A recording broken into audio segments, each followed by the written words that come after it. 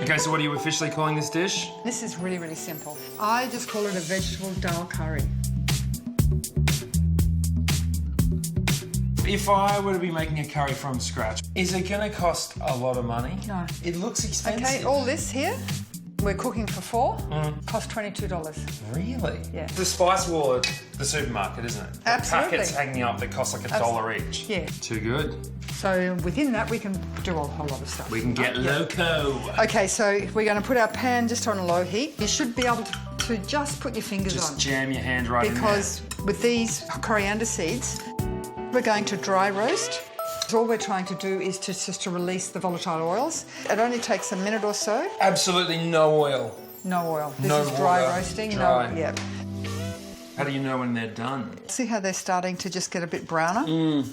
So now we're ready to pound these up.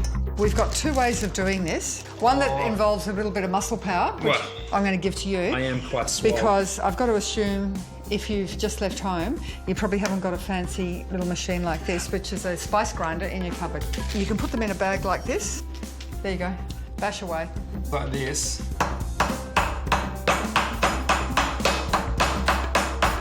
Hey, That's pretty good. this is happening pretty quickly though. But it's quite soft.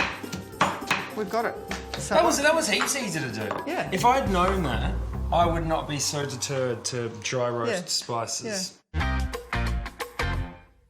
I just got the pan a little warm first, and it's good to use a solid base pan just so that the sauce doesn't stick. I don't have one of these fancy pans. I've only got a big stainless steel one That's or tin okay. one. Is that going to be okay? It's going to be okay. It just means you have to be a bit more vigilant with watching the heat and stirring it a lot And more. just scraping it. Yeah, so it's always worth investing in one good pan because you can cook anything in these. Yeah. We're going to put a bit of oil, just enough to cover the base of the pan. Are we talking sunflower oil? Yeah, sunflower oil or vegetable oil. Okay. Anything that's got no serious flavour. I'm one of these people who just uses olive oil for everything. Olive oil you don't need to with a curry because you want something that's quite neutral. I've put in the mustard seed and the fenugreek. Now, can you see how they're dancing about a little bit? This is called tempering. So what we're doing is we're actually flavouring the oil, and that's going to carry right through the curry. And now, got onions, garlic, ginger, and green chilli. Could you use red chili? You could do, yeah. And I use the long chilies because I want just a bit of gentle heat. Yeah, right. Not a lot of firepower. Seeds and all? Seeds and all. There you go. If I see anything like attached to the bottom, do I just scrape it off? Just keep stirring it like that. Oh! Sort of soften. Okay. How are you not dying? The other rule when you start cooking is you can't be a wimp. Okay?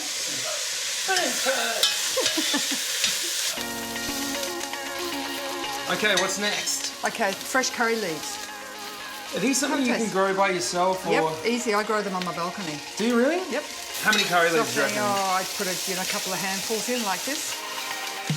Now, I used to see curry powder sitting around my dad's place all the time. Is that basically It's usually a mix of different spices that have been ground together. But once you grind your spices down to a powder, they start to lose their potency. So by doing it ourselves, we're getting maximum flavour. Yeah, because the smell now, you can start smelling that it's really, I mean, this is signature curry smell. Now we're going to put some turmeric in. And turmeric is going to give us the yellow colour that is very familiar. Red chilli, which is going to give us a bit of heat intensity. And our coriander seed. Now give that a good stir around so it doesn't stick on the bottom. Oh yeah, this seems to be getting quite thick at the bottom, and it's sort of... because the ground spices start to cook straight away. So what we do, we're putting in coconut milk. And I'm just going to go and top this up and just add a bit more water. Tell you what, this is looking nice and yellow. So we've got our vegetables, pumpkin, sweet potato and cauliflower.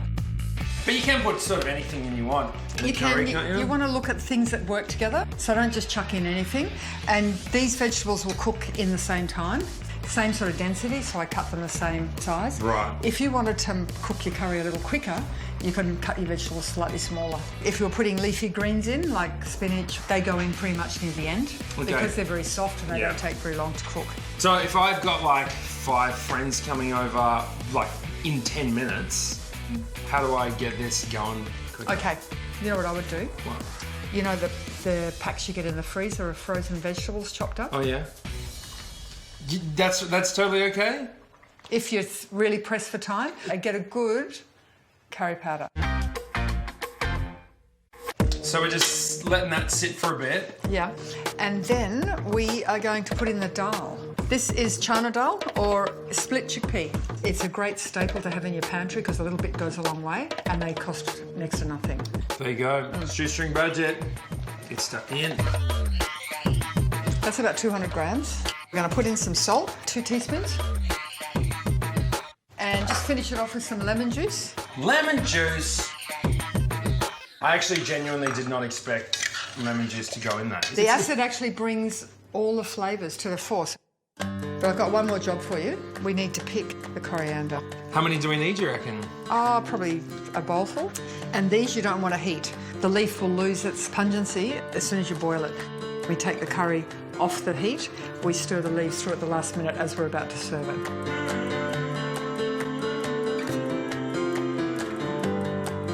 So we're pretty much done. I can see, I like all the colours here. I love the orange, and I've been eyeing off some of this cauliflower.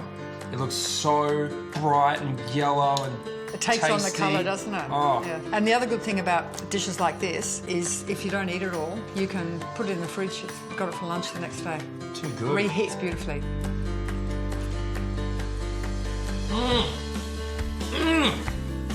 Oh, so good. It's the spot. So good. I mean, I just think it makes vegetables more interesting. Oh, yeah. my God. Now I realise there's nothing to be scared of. And I used to get scared of stuff like that. I used to literally wake up in the middle of the night, curry from scratch. That's how I used to wake up, sweating. And now I'm just sweating because of damn deliciousness.